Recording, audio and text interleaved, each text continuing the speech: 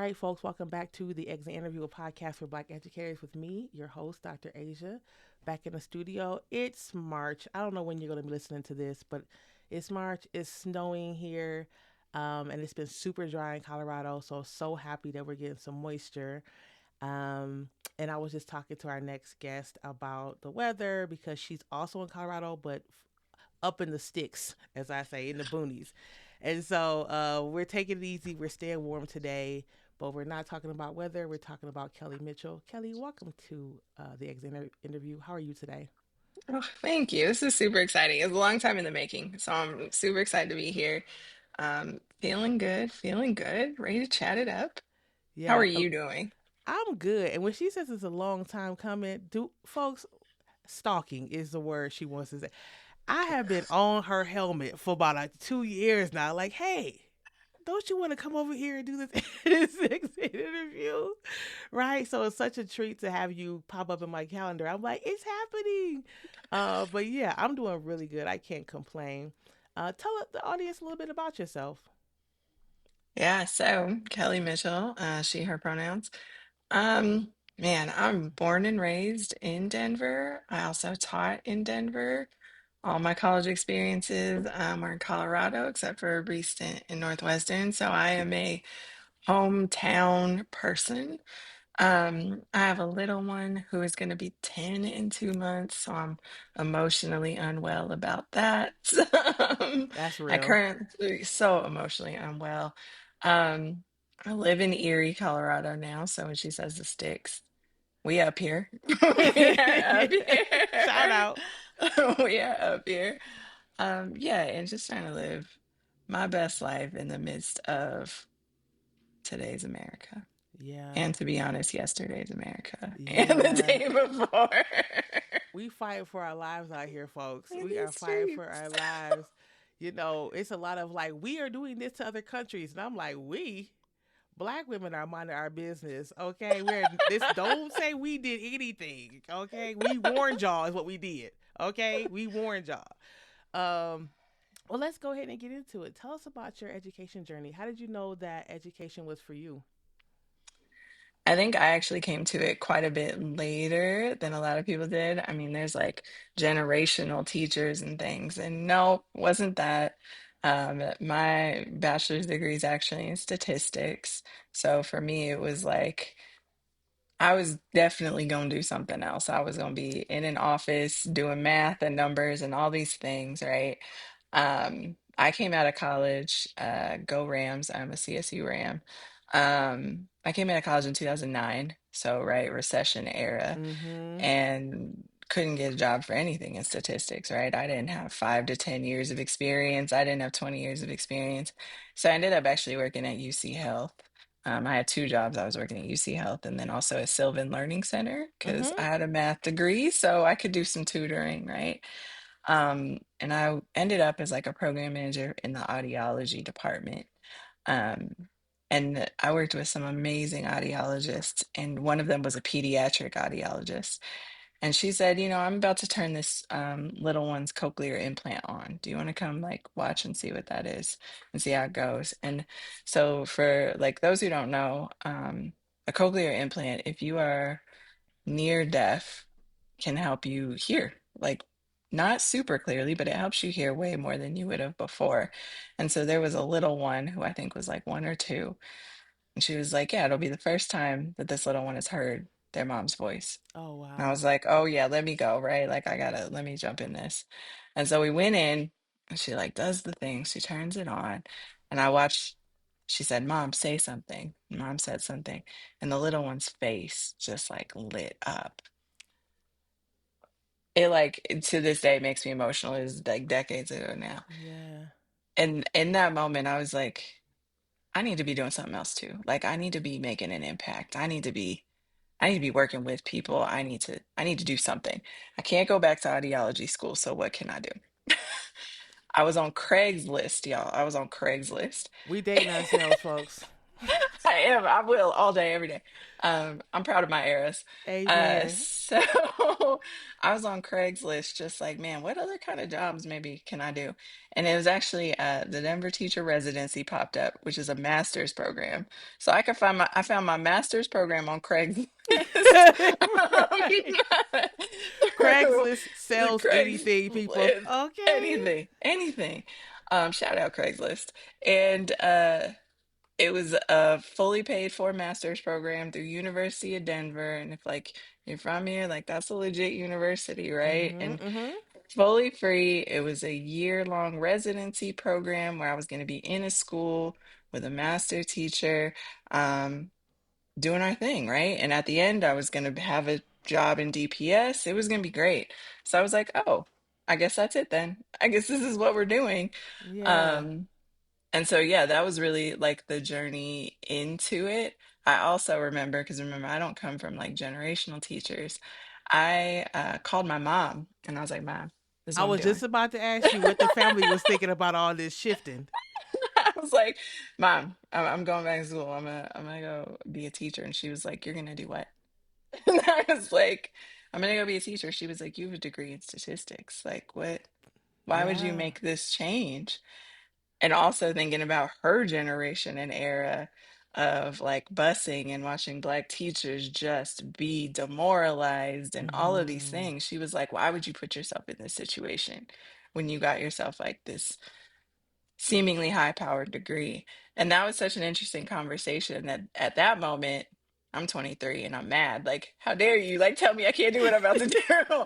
But now I'm like, man, yeah, yeah, yeah, right? Like, Yeah, there yeah. was some harm I exposed myself to in the Yeah. space that it was hard. I was, teachers are underpaid, teachers are all these things. And she was just trying to be like, you're sure, right? Yeah. So that was, yeah, that was a real interesting conversation, but an interesting path into the world. I know I've said this so many times on the podcast. I know folks may be sick of hearing it, but when we talk about education and trying to recruit into education, especially I'm talking to my folks in human resources or whoever does retention work or recruitment work specifically in schools and districts, we forget about families who've experienced harm in education, watched busing happen, watched integration or whatever that was happen, experience harm, hear about it from their own family who were teachers, who were principals, things like that. And so when we think that we're going to be able to recruit Black educators with a signing bonus, we forget that moms are out there really trying to make sure that their children are not harmed in education as teachers, as paras, as deans, or whatever. And so I'm glad that you mentioned that because that is such an important conversation to have. Is there are folks who are making sure that their family is well, and they don't want to see us harmed because they understand what the education system has done to us generationally. Um, but you went into education anyway. And and yes, this is the exit interview, so we know how it ended. But tell us about your time in education. Tell us about what you taught, all the things. We want the details. Yeah, so I went into my program and said, like, I'm gonna be a high school math teacher. I'm gonna be in the AP world. I'm gonna be doing all these things. I got this statistics degree. Like, let's do this. And then I got placed for my residency in a middle school, and I was like, oh Lord. What Like, grade? I gotta ask. What grade? I've done all three grades at this point, Okay. but I was placed in sixth grade. Okay. Oh, my favorite grade Oh though. my gosh. Listen, yes. And for me, there was like also going into the residency, it was like secondary education or elementary school. And I was like, y'all, I'm not meant for elementary school. I know this about Mhm. myself. Like, I don't want to teach all the subjects. Like, it was, as teachers, I think we each have like those grade band levels that we were meant for, I think, Mhm. right? Like, there are some who were meant for elementary. Like, my kid's kindergarten teacher, I was like, yes, this is what you were meant for. This is beautiful and brilliant what you're doing. I thought I was meant for high school. But man, that year in middle school, I was like, this is a good time. Like, this is Yeah, it actually a is. fun time. And so I ended up staying in middle school. Um, my first year teaching was in seventh grade, and yo, that is not. for the weak spirit because No. seventh graders are going through it all, right? Like you think developmentally, hormonally, all the things, and they are Mm-hmm. caught in a real hard spot, right? Sixth graders, they still like adults. They're still okay with adults. Eighth graders are like, I'm ready to get up out of here. So it's Mm-hmm. so interesting how the three grades even are so different. But I loved middle school. And I tell people often it's because like nobody peaked in middle school. Like not a single person peaked in middle school. If you did, I feel bad for you. Like that was Like, it? 11? oh man. And so we were all going through it, right? Yes. Everything we experienced in middle school was the biggest feeling we were ever going to have, the end of the world, all these things. Watching it from the outside was actually quite enjoyable. Mm-hmm. It's Like, not you this time. It's it not you. wasn't, I was watching it, but I was still a math teacher, but I think even more than that, I was a life coach, right? You're just trying to help Mm-hmm. kids understand like what it means to grow up and how to navigate first periods and how to do all these different things. Mm-hmm. And that was a lot of fun. I mean, it was really, really hard, but I really enjoyed being in the middle school space. So I taught for a while. I've always been in Title I schools, high population of color percentages, because that's where I wanted to serve and where I was meant to serve. Um, I then moved into other part-time roles when I had my own little one.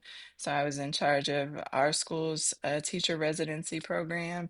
I helped build our math intervention program. And this is all in the same school It was in that the you same started it? network. Oh, the same hmm network, but not the Yeah, same yeah, yeah. school. Okay. So I was in the school and then we opened a second one. And so I was part of both of them.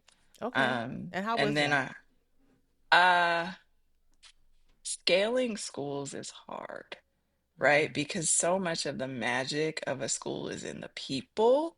And yes, the model is very, very important, but we have to be willing to shape the model based on who is in the building, whether it's the Yes. students, whether it's the staff. And so I think that trying to straight up replicate is always going to be hard. You really need to be able to have flexibility to say, like, the magic is in these other spaces, that we need to figure out what the magic is in this building and really Mm-hmm. build from there. So that's it's a tough thing and it takes a lot of intentionality. It's not just saying we have a really good thing here, let's do it again. It does really take some intentionality. Mm-hmm. So that's my thought there. Then I went into a dean role in a high school because I felt like it was time to try that out. And y'all, that dean life it's hard. It is really hard. You see the hardest of the hard all day, every day, and staying well during that is difficult. It is difficult. So yeah, the journey went across multiple roles and grade bands, but I'm glad for it all. Yeah, I want to talk about this, the dean role. Well, first, I'd love for you to talk to us about the transition, like how you knew it was time to move from one school, like the middle school, and then over to the high school. Like, what was the thing? It was like, okay, it feels like it's time.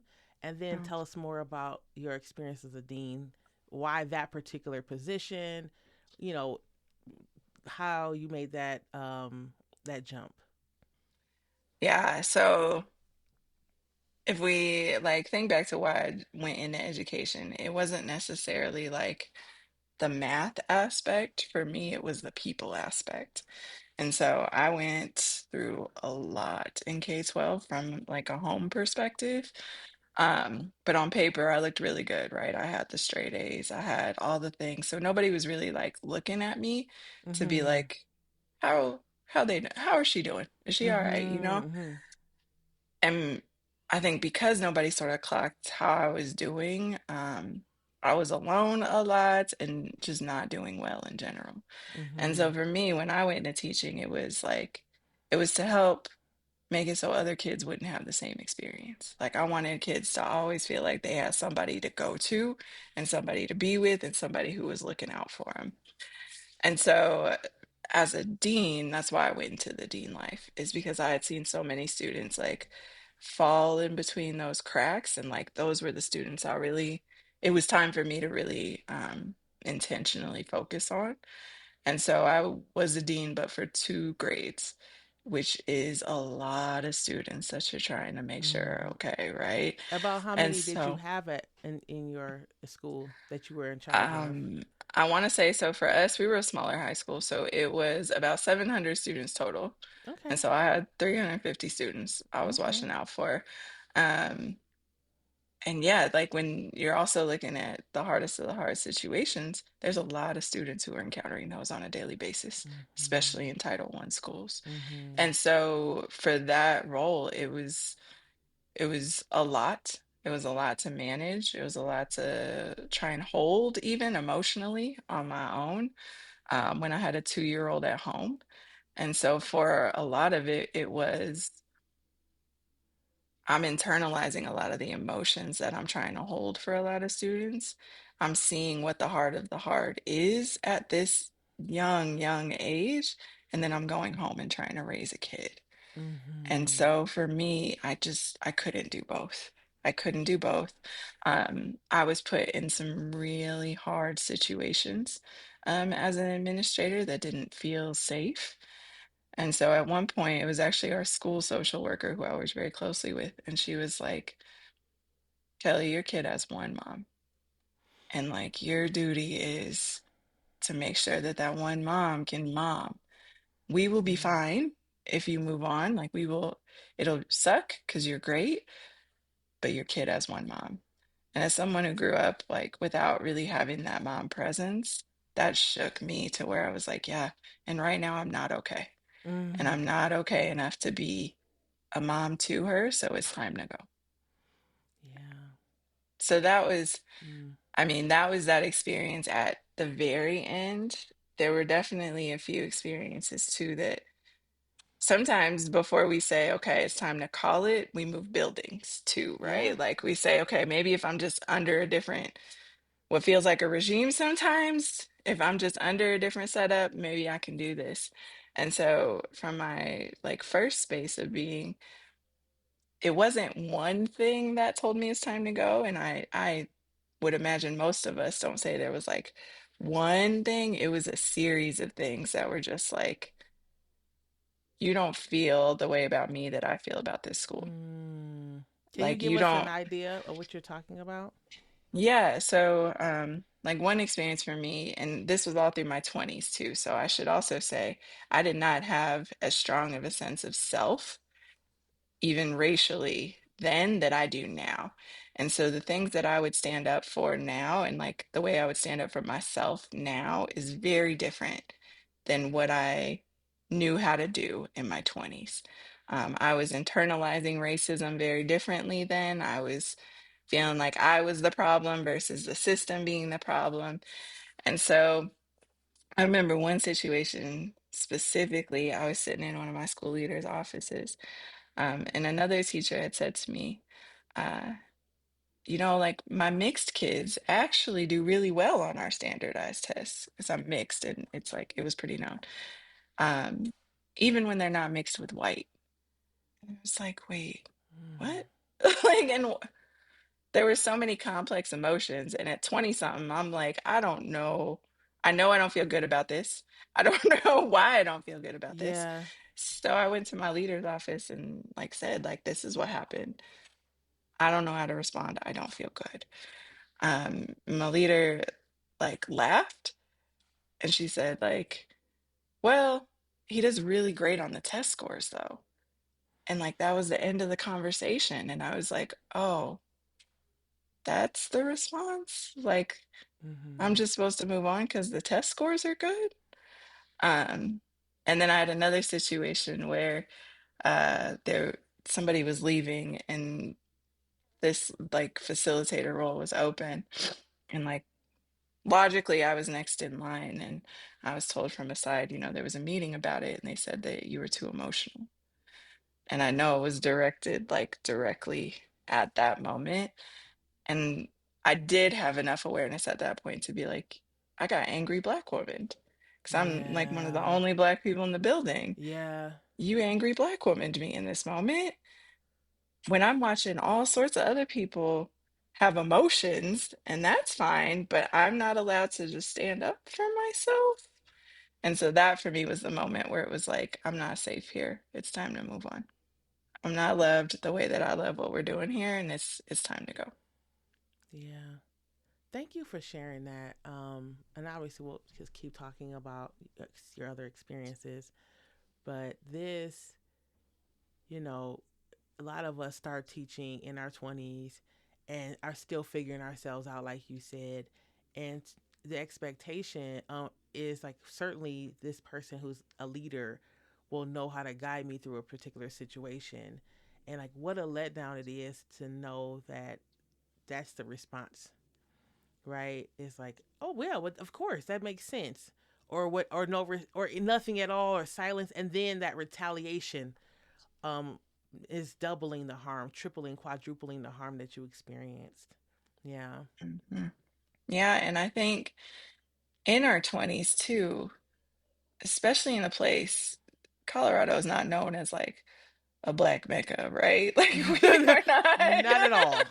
Not at Denver all. is not, it's not like the Atlantas, it's not the DCs where there's a lot of us too, Yeah. right? So we're like sort of scattered, right? We're very scattered and, you know, intentionally. So that's a different conversation. But Mhm. so we grow up in these systems too, because remember, I was in the same system I was raised by. Um, and those systems are harmful from jump towards Black students, Black kids. They have us internalizing all sorts of oppression.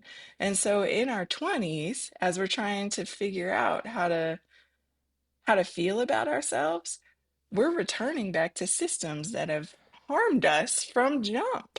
And Absolutely. so, of course, I'm not like solid in the way that I feel about my identity if this is what I've been trying to navigate and honestly counteract my whole life. Yeah. Yeah, that's really an interesting point. Yeah, if that's experience that you've always had, and if you're generationally been here in Denver, right, then that's another layer on top of that. Um, and that's tough. That's super tough. Some of the audience knows that I'm from Detroit, and coming here and teaching here and not seeing what I saw in Detroit, which is black teachers and then white teachers and brown teachers who were down for the cause. You don't teach in my DPS just because you just love kids. You have to like love kids for real and love the neighborhoods and communities. At least when I was growing up in the 80s and 90s. And Mhm. yeah, so it's a uphill. It's a tough uphill climb to live here and then want to come back and teach here. Which again, I mean, your mom seeing, like you said, reflecting on all those pieces. So then this was your time in the middle school Yes. before you went on to the high school. So yeah, so tell us about some of your experiences at the high school as the dean. Like I said, it really was like every day you're dealing with some of the hardest situations of the hard. And our schools are so under resourced that we also, I mean, in working with the social worker, she's 1 to 700 as well. Like that's our Oh ratio. wow. And so when you're dealing with so many things that require immediate attention, right? We're trying to make sure students are safe, that they have somewhere to go at night, all of these things. It is hard. It is Mhm. hard and it drains. Um, but again, too, it is some of the best relationships that you'll develop are in like they were in my dean's office, right? Where like I'm checking on you every morning, you're checking on me when we leave at the end of the Mhm. day. Like, I don't think, I mean, at least nobody that I know that has left education left it because of the students. We left it because of the systems, because of the infrastructures, because of the institutions. So even as a dean, I mean, I loved working with the students I worked with. It was just too much for one person and too much for two people. And I was working too at a school. I figured in my middle school to high school transition, I needed to go somewhere that was intentionally trying to be culturally competent, like intentionally as far as like the way the school was designed, the way the structures. I wanted to go to one where there were also like more Black students, more Black people around, because I thought, well, maybe if there's more of us, I can figure this out in a different way, Mm-hmm. whether it's like a mentoring aspect or whatever it is. Um, and I think what places don't realize is you can't just put a whole bunch of students from different races in a building and think it's going to be all great. Say You that. have to do Say that. intentional Yes. work. Yes, you have to do intentional work to make sure that, again, you're countering dominant messages that they're hearing in society, in the world. Like, I was there in the first Trump presidency, and so the messages they're getting from the rest of society says who's superior, who is lower in that caste system. And so, without us doing intentional work around it, we saw some very racially difficult situations that people were not equipped to deal with because the system said just put them all in a building, it's going to be Mm-hmm. great. That's not Mm-hmm. what actual integration looks like. You have to do Mm-hmm. actual work. So, that made for a lot of really challenging situations too. Yeah, I remember my first year here. I was first time I heard a brown person, a child, a student. I was walking to somewhere, and a brown student used the N word, and I was just like floored because again, in Detroit, somebody getting a beat down. I'm sorry, that's not happening. And for his fellow, classmates to just, it was just like business as usual, and that happening over and Yes. over again. Right, I've had Asian students, the same experience, and so I'm experiencing shock and harm. I don't know, and I'm still trying to process. Is this normal here? What? And so you think about, like you said, you thinking put them all into the same building, sprinkle in a few educators of color, and it's going to be all good. That is false. That is false, and it's the laziest thing that you can do in education when it comes to supporting our children of color. When it comes to Mhm. having conversation, there's no conversation. When it comes to cultural competence, it's just like surely they'll just figure it out amongst themselves. And I just don't know how we get to that point in education that we believe that to be true. Mm. Well, and I think even too, it's the way even those situations are handled then, right? Because Yes, same, exactly. the N-word's flying everywhere. Why am I the only one who's doing the sharp head turn? Like, no, thank you. And let's talk about the origin of that word. And let's talk about why Yeah, you will not be using it. yeah, Because then too, it was white teachers coming to me to say, like, hey, I heard this student say the N-word. Can you go talk to him? Can you? Like, yeah, why? You see a problem with it too, right? So speak on the problem. Don't just come straight to me and say, like, this on you, Black representative. yeah. The invisible labor is not on your teacher eval. No. Help support teacher with the usage of N word in hallway. Meeting, passing, like Yes. that's all the labor, all that extra work on top of, like you said, 350 students, one social worker, raising a 2-year old, figuring out your own stuff. It's Yeah. just not there. The stacking and stacking of the labor. Yes. And I like seeing it and talking about it as a tax. And like you are taxing the ones who are already taxed in Yeah, all of these different areas of life, but you're putting that extra tax on me to say, Black representative, this is on you to fix all of this, yeah. versus saying, actually, I got a little more to give in this space. Let me support. Because you know it's wrong. Like that's the part that would get me all the time. You know it's wrong enough that you're coming to me about it. At Mhm. what point do you internalize and say, so I need to do something about it too, because I Mhm. know it's wrong. Yeah, I think we can go down a wormhole or a rabbit hole or whatever about this, but these are the same folks who will go to a No King's Day parade and with a sign because that's like far away from the actual problem. Like if you feel so good about that and you want to get in your car, drive downtown, park your car, make your sign, but you can't handle this in your school, that would support people, the shift in the thinking of a child's mind, but you want to go out in the street and walk around for 3 hours. Like, please, the problem is here too. Yes. Yes, it's in DC, but it's also right here in your school where you work. and you've chosen to do nothing. So why even go to the parade? That's all Hmm. for photo ops. That's all for feel good. That's not real. Yeah. And going to the parade with like a coffee cup too, right? Like that shows me like the mentality that you got your thermos or whatever and walking down the street. I'm like, that's not resistance. That's No, not it's aesthetics, resistance. right? It's like let me my little yeah, exactly. And especially Colorado, Denver. Aurora too. I'm calling Aurora out too. It's not the same city. Yeah. So I wanted to talk a little bit more about that. After the social worker, she talked to you and said like it's time. Was that something where you like immediately you put in your 2 weeks? Did you ride the school year out? What were the conversations you had with your Mhm. husband about this? I'd love to know what was going through your mind once you realized, yeah, she's right. Yeah.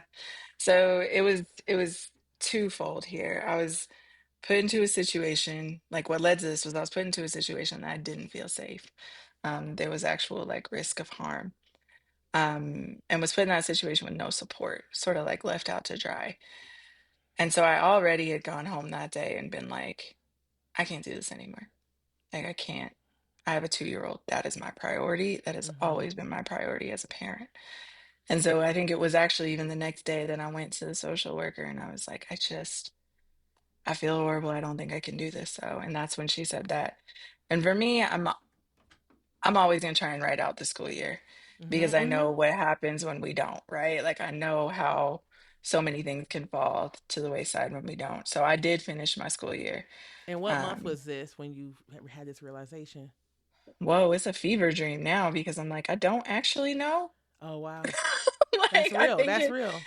I think there was a little bit of trauma in that too, where there's a trauma response that says, okay, we can't associate anymore with that, to Yeah, be that's honest, so real. mentally, because it was scary. It was really, really scary. I want to say it was mid-school year. So I was like, Sure. okay, let me ride this out, but figure out what's next while I'm riding it out. Because also I'm like not in one of those situations where we can just not work while I figure out my life. Mm-hmm. Um, so yeah, I do know I finished the school year and then went to the next. Yeah. Yeah. Thank you for that. And so went to the next. You were still in education. Did you do something else? Tell us about that next place. Yeah, so even since then, I've been in education in the Mm-hmm. education world. Um, I, as a dean, I saw a lot of students who the struggle with the now was they couldn't see the later. Like they couldn't see what comes after this that I need to care about because so much of what's happening in high school all day, I don't actually care about. Mm-hmm. Like algebra 2 is real hard to connect to when you're trying to figure out where your next meal is coming from. So for a lot of them, I was in a school that was very much like college. We're doing college. And for some of them students, they were like, cool story, but that doesn't feel right now. And I had heard a counselor at one point also say, the way that I'm working with students is I just tell them take whatever loans you have to take to go to college. And I was like, wait, no, no. Um, for so many of us, myself included, that loan hit is going to disadvantage us for the rest of our lives. And Mm. so, no, that needs to not be, this cannot be the story. And so I actually went and worked for the state because to me, it was a systemic issue as well, what was happening to students after they left high school. And so I wanted to work in a space where we were more intentional about not just saying it's credential attainment, but what are all the other things that have to be around a student in order for them to ever think about that credential. It's all of those social determinants of health. And there has to be a connection to the real world for them. Yeah. Like, so many of us need to know what's happening after this that's going to get Yeah. me financially okay. It's going to take care of my family. And those were just not the conversations we were having. And so I went to the state specifically again with an eye on honestly Black and brown students because those were the ones I was working with who weren't graduating, who like all the different things um, and saw that the system will system is what I learned at the state level is Yeah. the system's been systeming for a very long time and is not quite ready to not do that. I have so many questions about that. And before I ask my questions, I just think about Najma Ahmed, who been on the podcast, and she also kind of went to the state level, and I remember her saying, like, I could see what the problem is, and if we just did this thing, we could just solve this issue in education. And it was like no one was interested in actually solving the problem. And so, I do not know this part of your story, and I'm not making any predictions, but I remember her saying that and just thinking like, oh, that's just so heavy. So your time at the state, you're looking around, you're excited. This is it. You can. You're gonna help the kids. You're gonna figure out this after high school workforce, kind of help them to see what the future could be for them. But you didn't stay there. What did you realize in your time that helped you decide, like, yeah, it's not working? Like, I'm working, but the system is also working, and we're not working in the same direction. I think we have to think about how these systems were historically developed, like what they were even stood up to do and be, and it wasn't to support people like me, and it wasn't to support Black kids and brown kids, right? So the system is working how it's supposed to work, like how it was built to work, how it wants to work. And that was a really hard realization, even internally, seeing like, oh, there's a lot of spaces in these systems that don't feel like this is a problem. Mm, Um, and I think one of my years there was 2020. And mm, so sure. we're going through, George Floyd's murder. And that's, I hate to say it, but for me, even that was a racial awareness moment that woke me up. That was like, wait, we're still doing this? Like, we're still Yeah. doing this. And then in state agencies, I wanted there to be outrage. I wanted there to be like, man, we got you. Things are going to be, we are going to fix things. We're going to burn things down, rebuild things. And it was very much like, that sucks that that happened, but Mm, we got to keep moving. And that was really hard for me to be like angry and developing historical consciousness and racial consciousness and being told like, this isn't the place for that. And if this isn't the place for that, a safe system, then what is the place? And so I developed, a different kind of anger. It was a different kind of anger that I hadn't experienced yet, towards systems themselves. Um, and I worked on Colorado's talent equity agenda, where we were looking at gaps across different racial demographics in the state when it came to workforce. And those numbers are not pretty. Those numbers are not pretty. And I am a Black woman who was just looking at, as I was analyzing data, we were on the bottom of every chart or the top of every chart, and it was never good. Never good. And mm, every time I would say, what are we going to do? Like, what are we doing? It would be like, well, we don't have enough data to know. Or we can't actually make any systems do anything. Like, we're here more as like this grant manager and overseer. And I was like, then who, right? Then who? yeah. If we are not the ones that can actually affect this, then who? And so that's when I moved into the next, when I said, well, maybe nonprofits it. Similar story, right? I love And that you're then hitting you're hitting everything on the I bingo card. have, I have, Yeah. I have, because it's really just been like, so where? Because this system and this institution and this space keeps telling me we are not the ones to change those numbers. And I have spent so much of my career then being like, then who? Yeah. Um, and where I've actually landed, and I know this is a later question, but it works right now. Um, I went then back after doing all these things and then hearing still not this system. I said, then apparently I don't know what I need to know to do the damage to the system I'm trying to do. And so Yeah. I then said, I let's love get a. that though. Do the damage to the system that I need to do. Oh, I Mhm, love that. Thank you. I didn't know. And so I said, well, where do I find out? Still this internalized piece then said, you need more education. Mhm. And so I'm said, now let's get a PhD then. Like, that's the Because thing. yeah, why not? Because that's the logical thing. Not realizing again at the moment, that's another system. That's another system. Yeah. And so where I've actually landed through reading and being in community and being with people, I knew what the thing was all along, and it's with the people themselves, right? And it's like it's not me understanding systems of social determinants to break those down and build them up. It's we understanding systems of racism and the Mm-hmm. way that we have been systemically oppressed, the way that it is being internalized in our youth, and collectively taking that power back to say there has got to be a different way, and we're going to make sure we're working towards that way. That that I know that there's folks who are in systems still who on the path that you're on and may realize this on their own or think, oh, it's different here in Atlanta. Oh, it's not the same here in California. Well, I live in Baltimore, but if you should have just moved to here and here and here. And as a person who's interviewed so many people all over the country, please understand, excuse me, please understand, folks, that what Kelly is saying is happening everywhere. All black staff, black and brown staff, students, private school students, public school, charter school, middle, high, elementary, charter.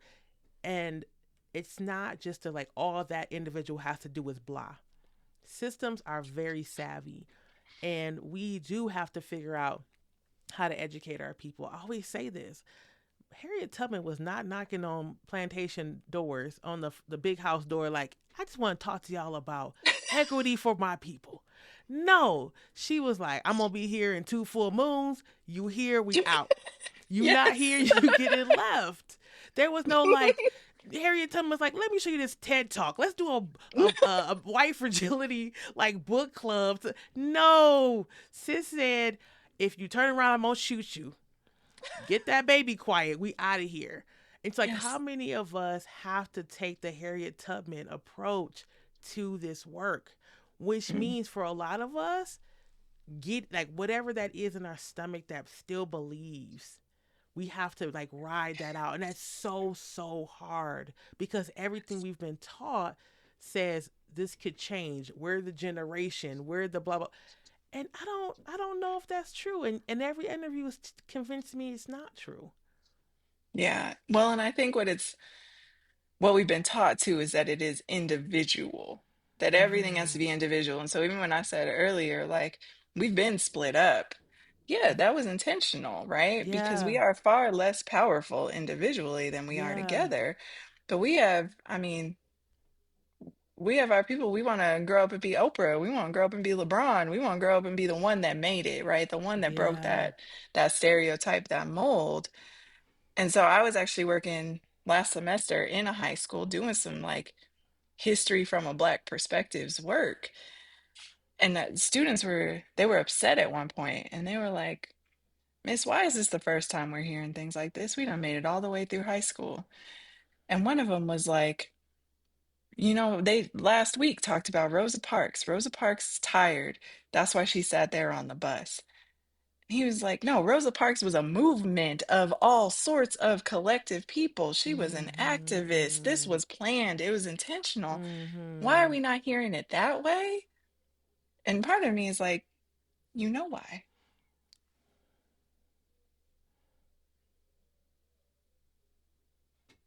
Yeah. Yeah. So in the same conversation, I'm going to ask my questions a little backwards because we're already talking about it. What are you doing now? Tell us about. You said you've hit everything on the bingo card. You've done the nonprofit, everything else. So what are you up to now? Trying my best In every Jesus' name, day. glory to Him. Trying to survive. Um, I mean, I laugh. That is one piece. I'm trying to survive this, right?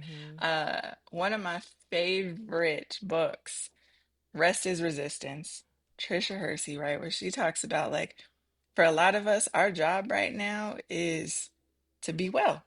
Yeah. Like our resistance, one of the best pieces of resistance we can provide is that we are good through this. We are okay because the system is going to do everything in its power to disenfranchise us and make sure we're not okay.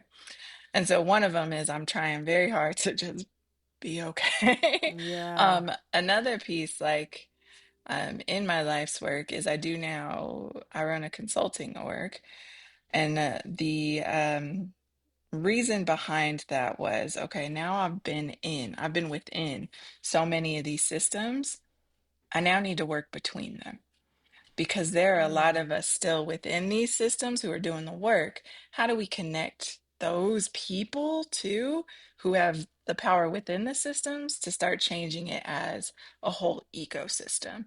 And so I work now across state agencies, I work across schools, I work across nonprofits, community orgs, people, um, really doing this like community and equity centered work towards career pathways and workforce development. Mm-hmm. Um, because still, I mean, we are still all working in racial capitalism, which requires us to think about how to dismantle and rebuild, but we also still need to survive.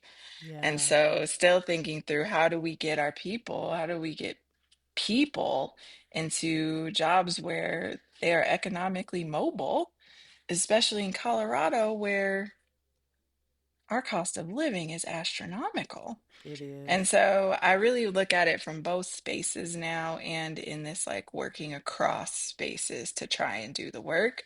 I also am finishing up this PhD one day. I know I got a lot of people who are pulling me across this finish line. And my research there is very much what I said here earlier, in that I think about, and I'm in learning sciences, so how do people learn is what I look at, but specifically in Black communities where we learn our local histories, and the key here is local too, from a Black lens, through oral histories, through policy analysis, through artifact review. How does that change our actions towards liberation, and how does it change our freedom dreams themselves? Because yes, it would be really cool to have Oprah's money, but I don't know that that's helping all of us as a collective break outside the Mm-hmm. racial capitalist system anyway. And Mm-hmm. the way that you break through it is you have to understand it. And so Mm-hmm. there's a lot of places where we're not learning that, right? We're learning the opposite. We're learning the dominant narrative. We're learning meritocracy, versus understanding that there is something for us to fight for and reclaim that our people have been fighting for. For us specifically, I study Five Points, which used to be the Harlem of the West. And we got kids growing up right now in that area who have no Yeah. idea what that area was, or that there's something even to reclaim or Yeah. even have pride over. Yeah, it's beautiful. And what's the name of your consulting firm? Inclusive Design Group, Yeah, I want to make sure IDG. I want to make sure that people know that if they want to reach out. Um, so now, nonprofit consulting firm, schools, middle schools, high schools, state. What do you believe that schools, districts, unions can do to retain Black educators? Not just recruit, but retain Black educators. Yes. Can I pause and move my Yeah, sun yeah, self? yeah, yeah, yeah. Go ahead. I'm like, oh, You're this is bright. glowing. Oh my gosh, finna not make it. Let's see. Yes, here we go.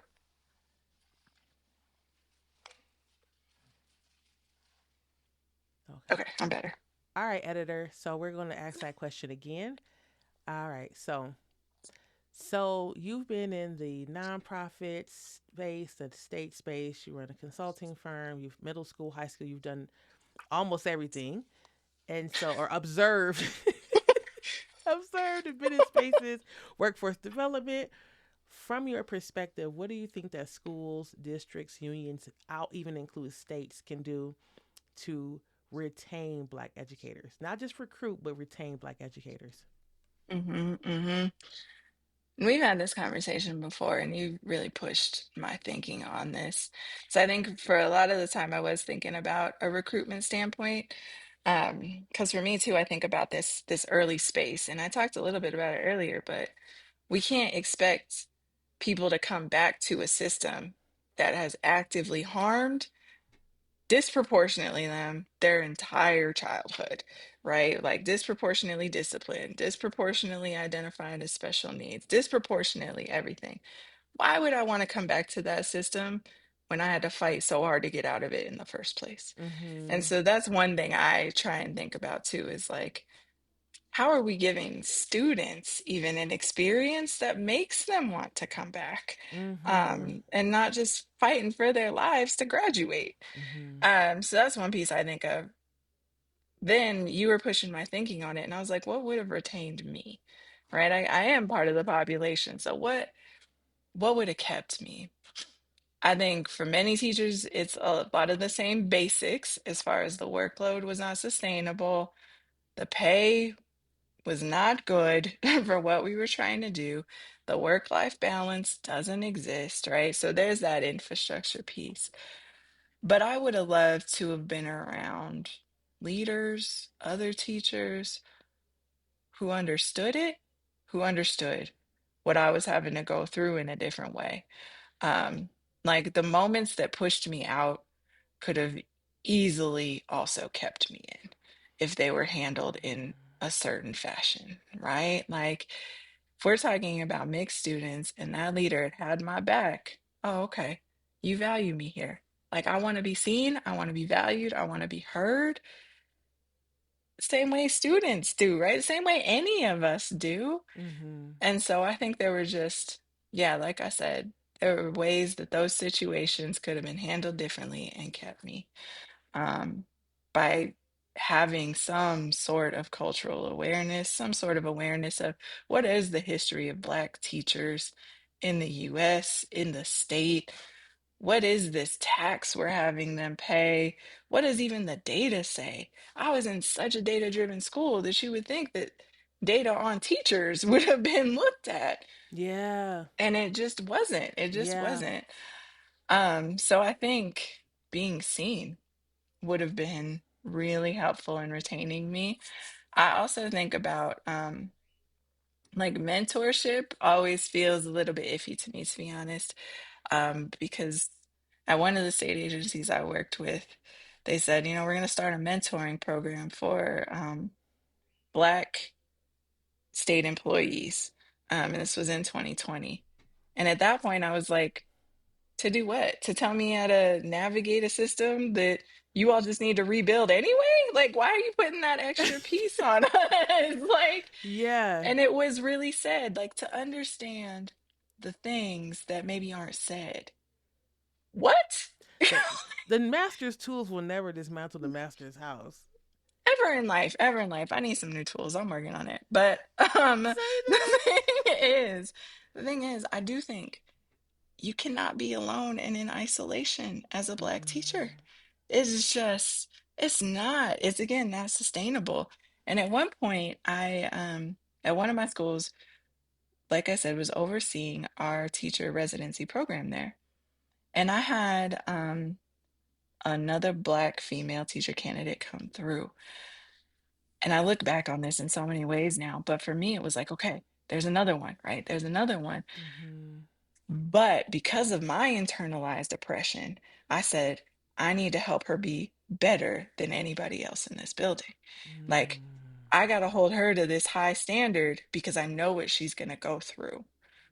I look back at that now, again, I would have handled that so different. It's not about her being better than everybody else, it's about the system looking at itself and saying, why are we holding her to a different Yeah. standard? Say that. And so now I would push back in different ways to make sure that she has that cocoon around her. She has that safe space. And that in my seniority, I'm able to push back differently.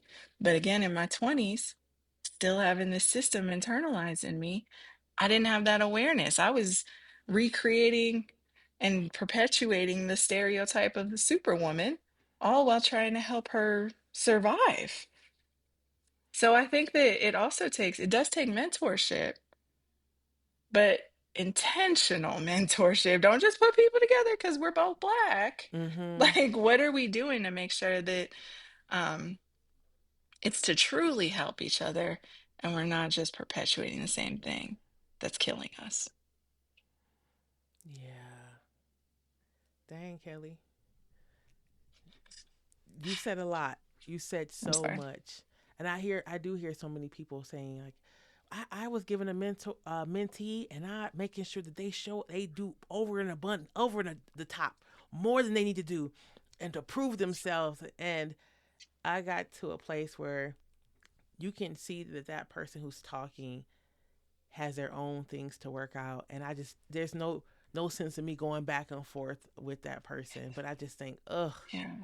like when you similar to you when you look back on that situation, I wonder if you're gonna realize like, oh no, like that was just not the right direction, or if they even realize it at Mm-hmm. all.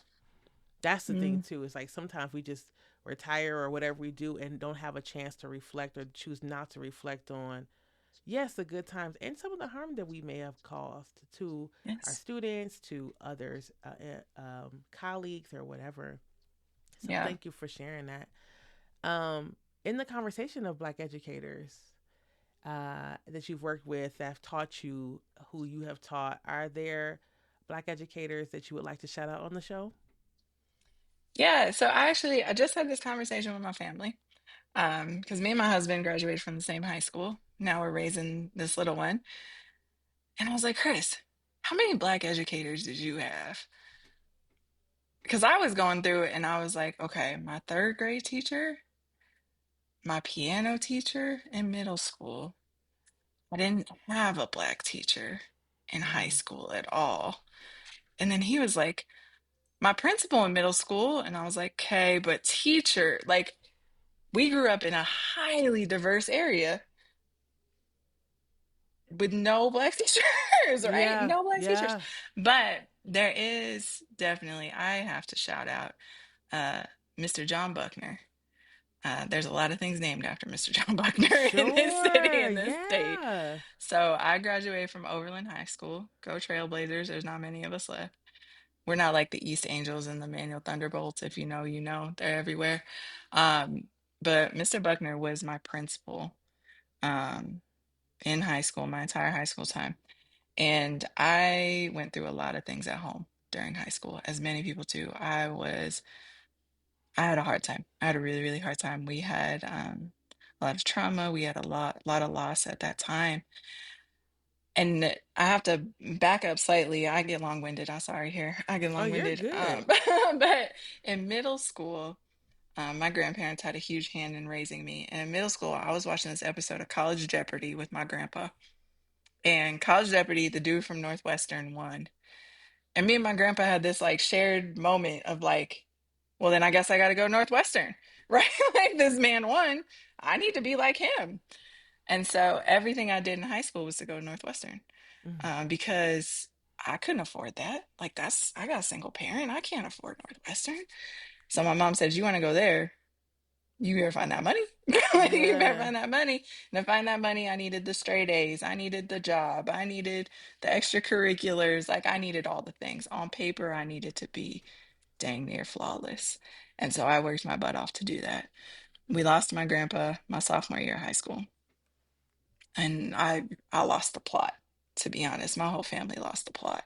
Mm. I was still getting my straight A's, all these things.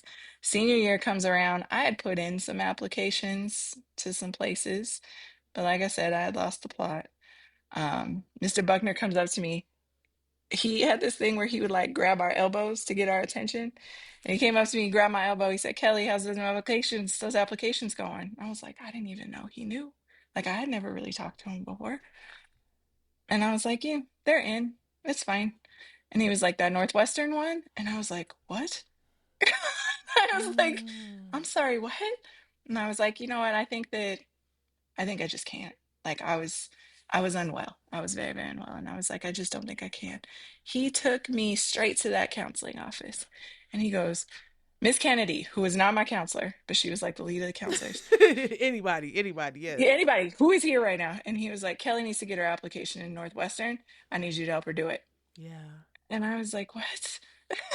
It was due in 2 days, Dr. Lyons. It was due in 2 days. I hadn't started it. I hadn't looked at it.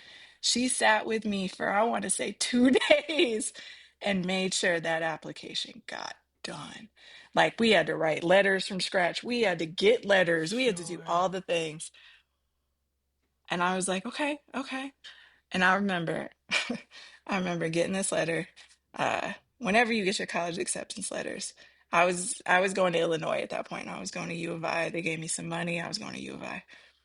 I got that letter with my mom in the kitchen, and it was a full acceptance letter to Northwestern on a full ride. And I was like, oh my God, like we did it. Like, Grandpa, we did it. We did it. I'm Yeah. like, you got me emotional over here. Like, all that trauma, all that work, and we did it. My mom cried and I cried, and in the fall I was at Northwestern. And I even remember because my grandpa's always with me. It's been decades now. My grandpa's always with me. We used to when I was little, those trees that had the little, we called them helicopter seeds. Yeah, yeah, yeah, They're yeah. like you drop them and they fly. Yeah. We would play with those all the time.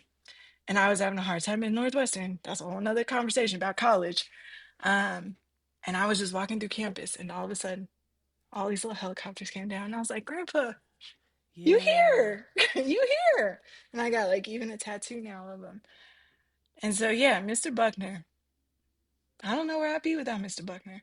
And so every time, like, I see that he's got another thing named after him, he passed away. He passed away a bit ago.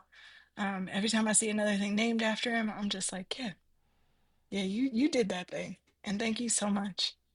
Mm. Wow. That's an incredible story. Thank you for sharing that. Thank you so much. Thanks for Um, giving me the space to do it. of course, of course. So our last question, you've talked about, it was challenging in high school and the Mm. realization that you need to take better care of yourself when you were a dean. And so the last question is, what for you? What does it mean to be well? There's another one I just asked my daughter. So I was like, what does it mean? Hey, it's like, what are we what are we out here doing? Yeah. Her answer was gorgeous. And I was like, hey, we're doing something. We're doing something. Like, I didn't want her to be like Gucci bags, like I wanted her to be Right. like Of course, some matching flip flops. Yes. right. Um, I'm trying to be whole. Like being well means being whole. And being whole for me is like it's greater than the bank account. It's greater than the accolades, the awards, the degrees. It's like, am I waking up excited for something? Right? Like it's gonna be dark. It's gonna be dark. It's dark right now, right? Like it's dark right now, but what am I doing to help myself keep the light in focus? And up here in Erie, Colorado, as a Black woman, for me, it's been like real intentional community building. Like, Mhm. let's do women of color co-working. Let's do Mhm. some oral histories. Let's do all these things because I don't want to feel alone. I don't want to be alone. And so I'm reading my Trisha Hersey. I'm reading my Octavia Butlers. I'm reading all the people, the elders, the currents who are on the same journey of trying to be well too, because it's not just the money and the accolades. There's got to be something bigger for us all than climbing this ladder that they've put us on. And so I do things that I just try and feel good. I read, I travel, sit outside, I touch grass, like, but I don't, man, I think going through it right now, I'm still in a place of trying to figure that out for myself, like trying to figure out where the road is actually leading me. Um, so I don't have a solid answer for that yet. I hope one day to have a solid answer, but right now I'm just trying to be happy. I'm trying to be a good person. I'm trying to survive. I'm trying to raise a good person. Good Lord, that's hard. Yeah. I'm just trying my best. Asia, what Yeah. does it mean for you to be well? This is the question. What does it mean for you to be Oh, well? it's to I'm be trying to at learn. peace. It's to be at peace wherever I am. To be in the present, right? Um to have hope. I think that's really Mm, big for me. Is like my wellness definitely depends on hope for the future, and to know that it can be better. It will be better. It means to be well to see my black girl, my own daughter, laugh and be well and just have her friend group of black and brown girls who love her and that she loves. To be loved by my Mm-hmm. husband. To That's what it means to be well. Is to wake up in my body and to be sure of myself. Where I know, and also in my 20s and in my 30s, honestly, there was times where I'm like was just in shreds and could Mm-hmm. not figure things out and had let the system turn me every which way and having to turn myself loose. And so that's what it means to be well, is to just kind of maintain my peace and always come back to it and to constantly tell myself, well, what's true right now? What's good right now when everything else can seem like it's on fire? Oh, Yeah. I love that. I love that. And you're not the first person I've heard this like sense of peace from, too. Yeah. Like Black people trying to find this sense of peace when everything is seemingly falling apart. Yeah. And I also love what people say that, like, for Black people, it was never really put together. Like, it's always No. been falling apart. Yeah. And so part of the struggle is, despite that, and despite all the pieces against us, how are we still okay? Yeah. How are we reaching for liberation individually and collectively every day? And I think that's huge for me. That's what's this Mhm, podcast. All these things are helping me to be well. So, yeah, that's it. mhm. Even our hair conversations. Yeah, I'm becoming much exactly. better. Exactly. The shampoo swaps and the videos and the Yeah. tutorials. Yeah, just trying to make sure that our daughter's hair is not dry and crusty out here. Yes. Yeah, Yeah. trying to break too, right? Like I had relaxers from age 6, like Say trying to that. break the generational trauma because they had their own trauma too, right? Like trying to Yes. figure out how do we love ourselves in a world that Yes. is set up to hate us? Ooh, yeah. That's exactly right. That's exactly right. Yeah. All right, Kelly. So, this is the end of our conversation, folks. I've been chasing Kelly for a long time, and I'm so glad that she slowed down long enough to hang out with me for a little bit. And I It's hope that you amazing. all, yeah, I hope that you all are blessed by her story. Um, Take care of yourselves, take care of each other, and we'll see you on the next episode. All right, peace.